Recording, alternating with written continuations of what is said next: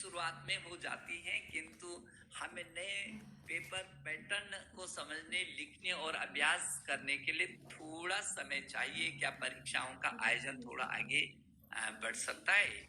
तो आप कह रहे हैं कि परीक्षाएं अक्सर मार्च में शुरुआत में हो जाती हैं और नए पैटर्न को समझने और लिखने के लिए आपको अभ्यास करना पड़ता है। मुझे लगता है कि आप लोगों ने पीछे के समय जब बोर्ड की परीक्षाओं का जो समय होता था वो पहले ही हम लोगों ने निश्चित किया है और आपको समय मिलता है।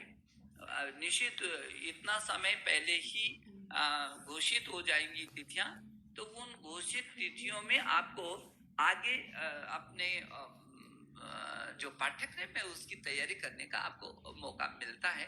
और मुझे लगता है इसमें कोई शंका नहीं होनी चाहिए। हमने पहले भी देखा है और आपकी जो जिज्ञासा है, इस जिज्ञासा की पूर्ति के लिए हम समय समय पर देखेंगे कि आपको तैयारी का पूरा मौका मिले या न मिले, हम आपके साथ हैं। जी जी सुधा जी।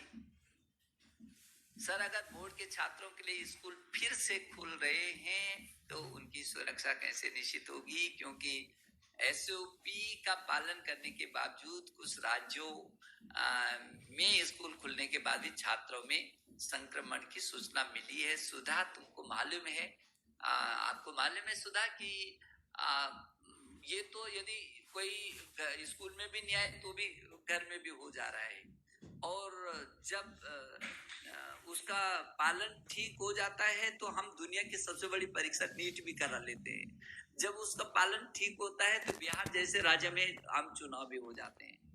अपने हाथ पर बहुत कुछ निर्भर करेगा, क्योंकि मैं ये समझता हूं कि परिवार और छात्र ये दोनों मिलकर के अपनी सुरक्षा, मास्क का ज्यादा से ज्यादा उपयोग आप करेंगे जब जैसे आप बाहर निकलते हैं, और जो आपका व्यक्तित्व दूरी बना करके रखेंगे, इसका पालन होगा, तो मुझे लगता नहीं कि ये उससे आया होगा।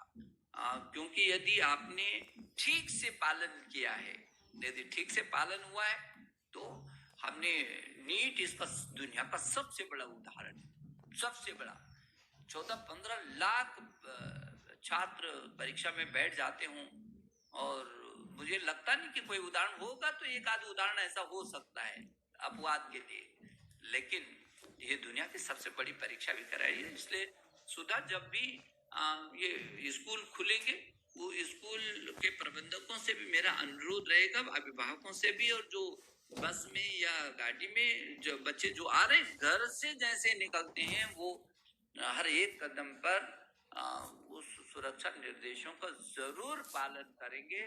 और स्कूल यदि उन सुरक्षा नियमों का पालन करेंगे तो कम से कम मैं ये कह सकता हूं कि उससे किसी को प्रभावित वो नहीं होगा। लेकिन चौकसी हमको स्कूल में भी रखनी पड़ेगी, यातायात में भी रखनी पड़ेगी, और अपने घर से आते समय भी रखनी पड़ेगी, और एक एक कदम पर घर जाने तक, पहुंचने तक हमको सावधानी रखनी पड़ेगी। ये सावधानी आपको भी रखनी है, आपके चालकों को भी रखनी है, आपके प्रबंधकों को भी रखनी है, आपके अभिभावकगण को भी रखनी है, अध्यापक